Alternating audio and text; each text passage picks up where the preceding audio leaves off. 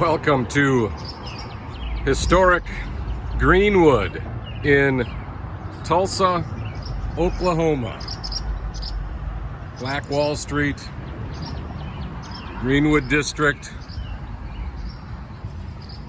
100-year anniversary, 1921, the Tulsa Race Massacre.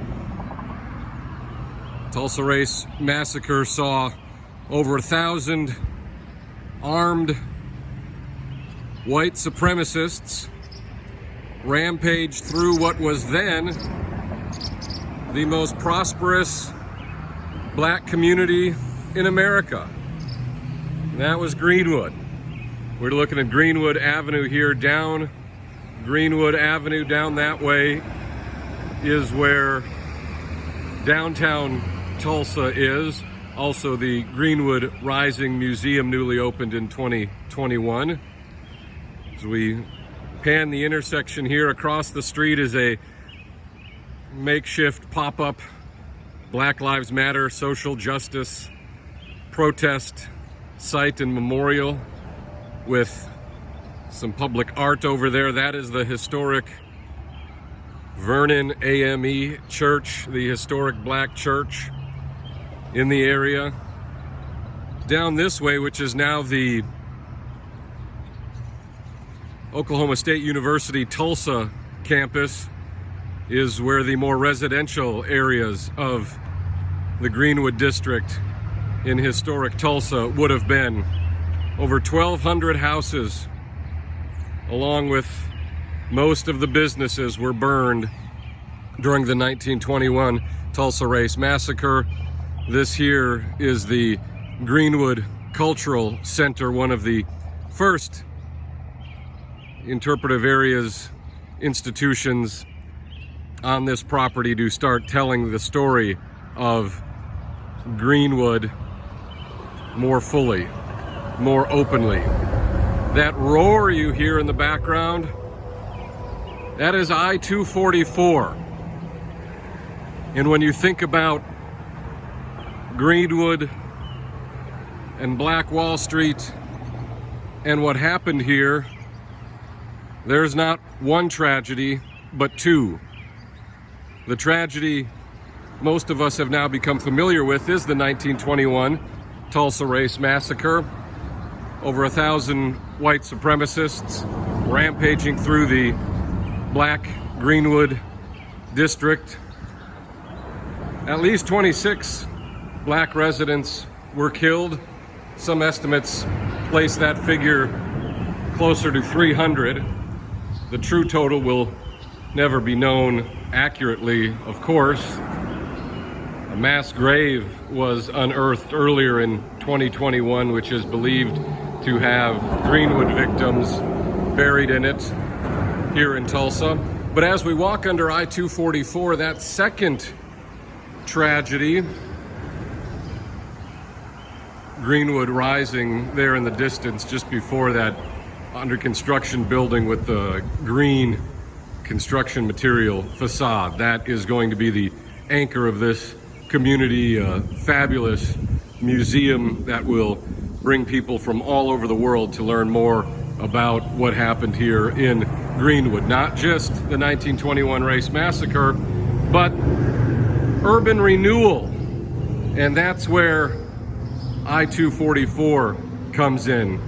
Because what most people don't know about Greenwood, and there are many things, but one thing I didn't know before arriving here was that the residents of Greenwood rebuilt their community after the 1921 Race Massacre. And by the middle of the century, 30, 40 years later, Greenwood was again a prosperous, thriving community, black residents, black-owned businesses.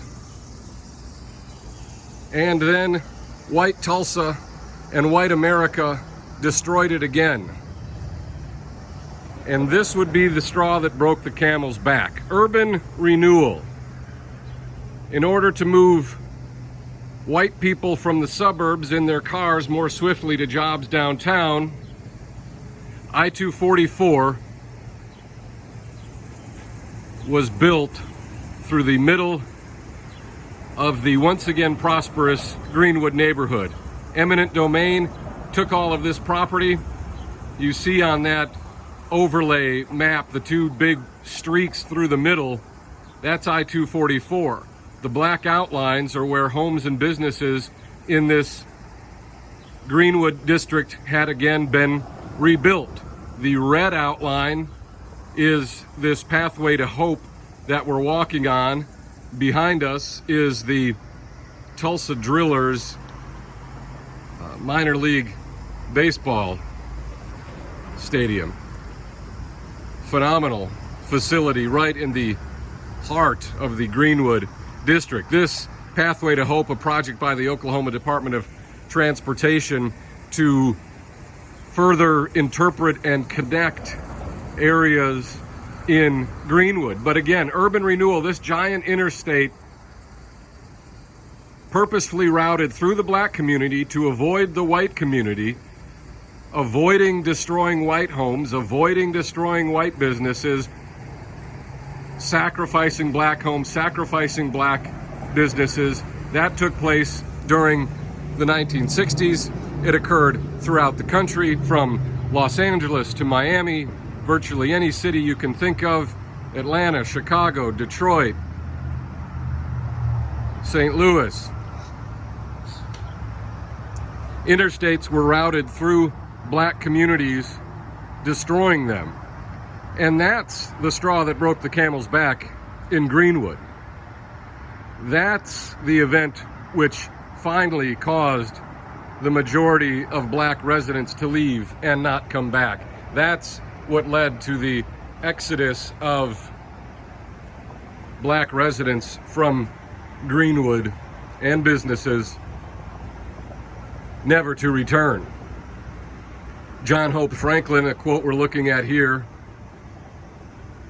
is a powerful historic figure from Greenwood's past, a black leader in this community.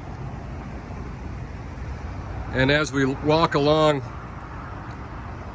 this path, I of course love the walkability of it, the trees, the native plants. We're going to come up on some purple coneflower here in a minute. These are projects, the wall art sponsored by the Greenwood Art Project, which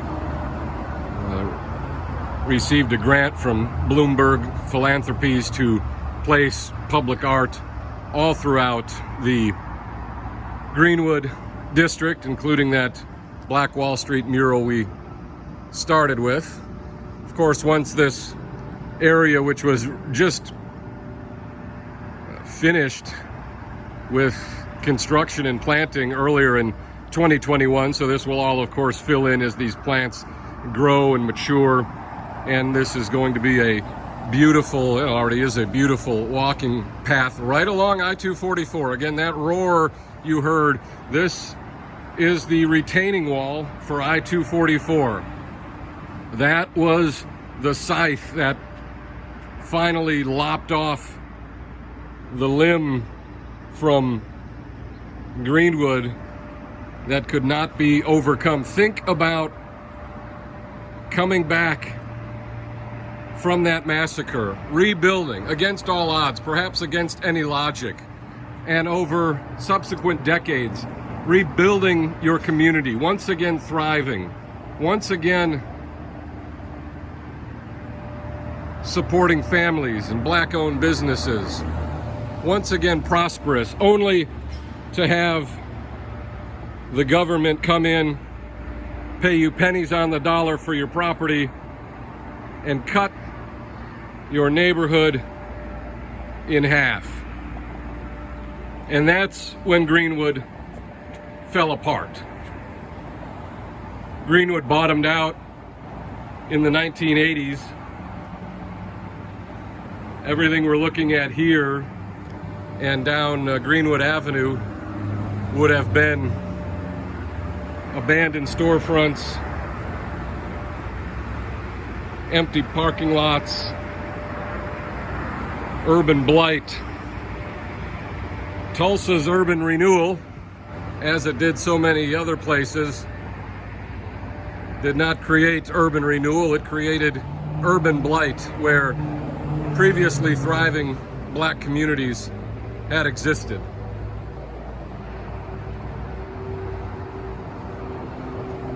One of the wonderful aspects of the Greenwood District is how walkable it is.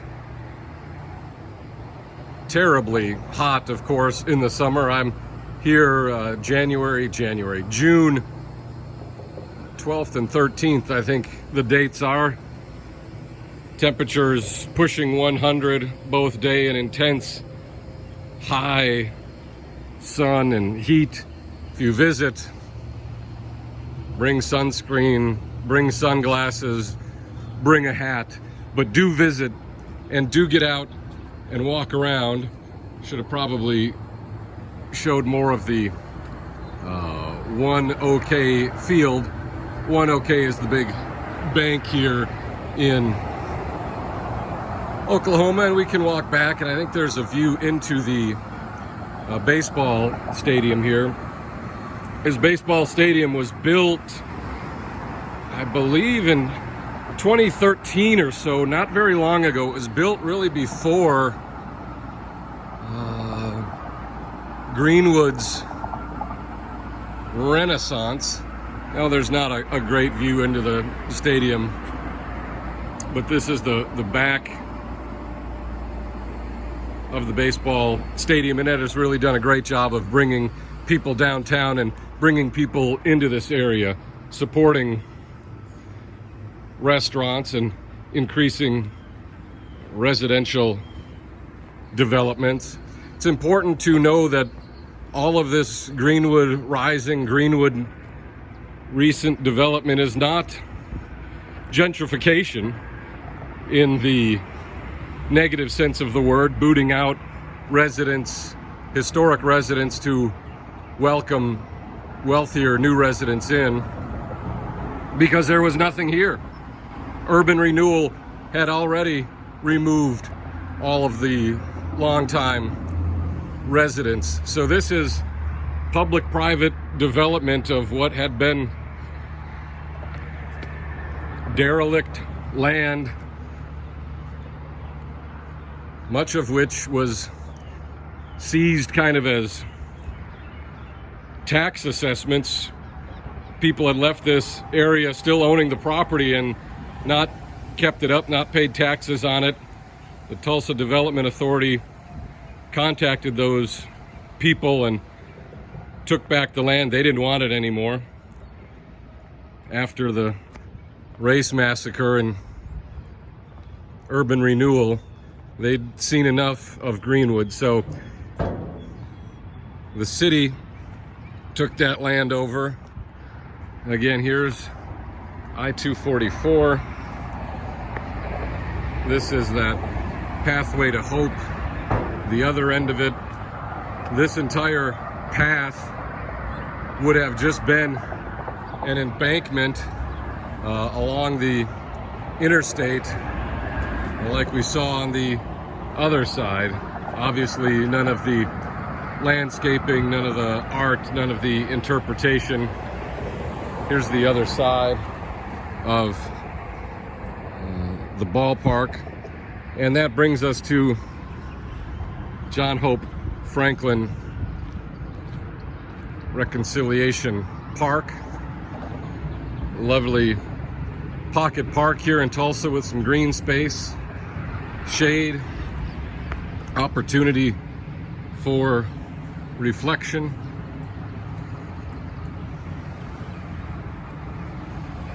In the background, you'll see another major development that's going to all be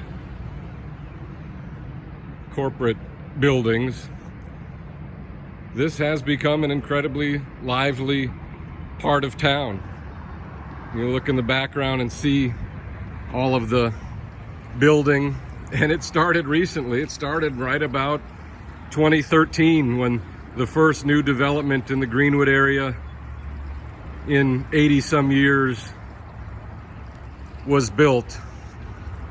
The ballpark had a lot to do with it.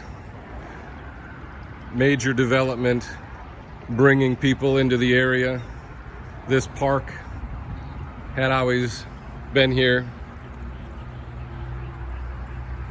or it had been here for a long time. It hadn't always been here.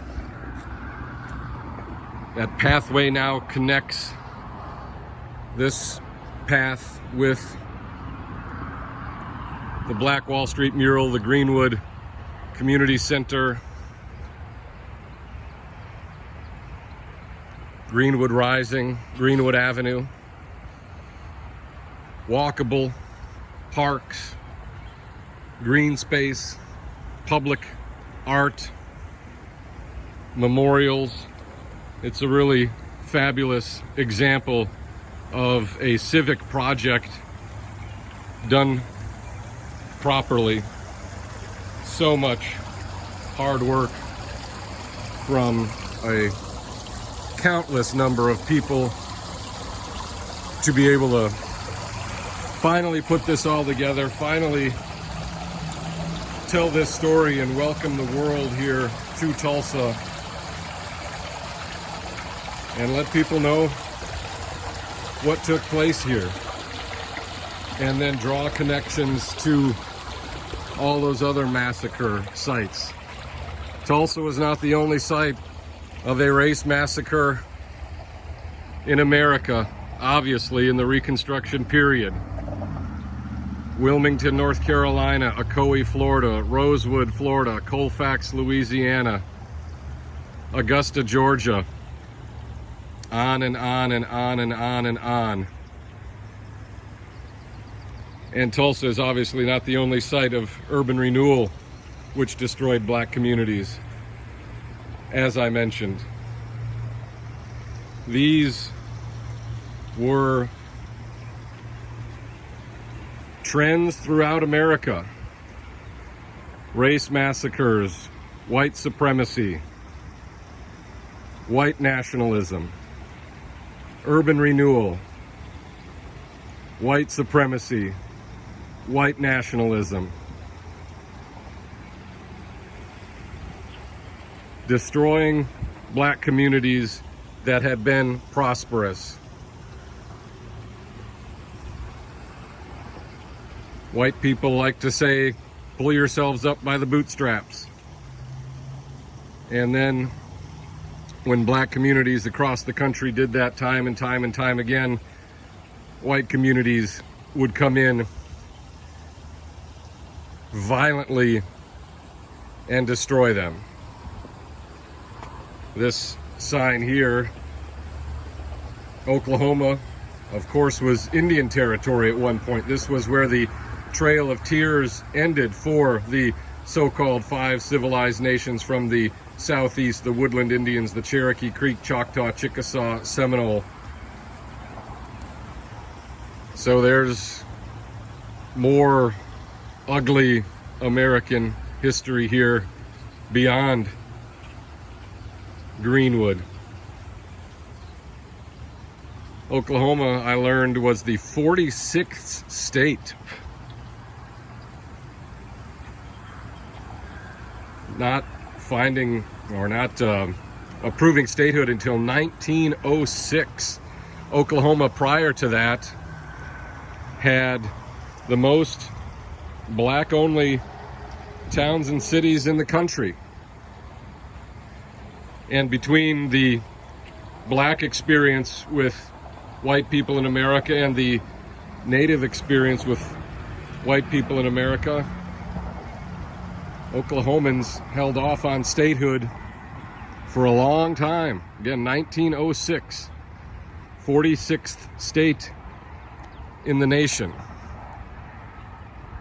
And they were right to do that, to be weary, because the very first action of the Oklahoma State Legislature upon approving statehood in 1906 was to segregate public transportation. White America, white supremacy, white nationalism, time and time and time again crushing the hope of minority people in this country. And it continues to this day.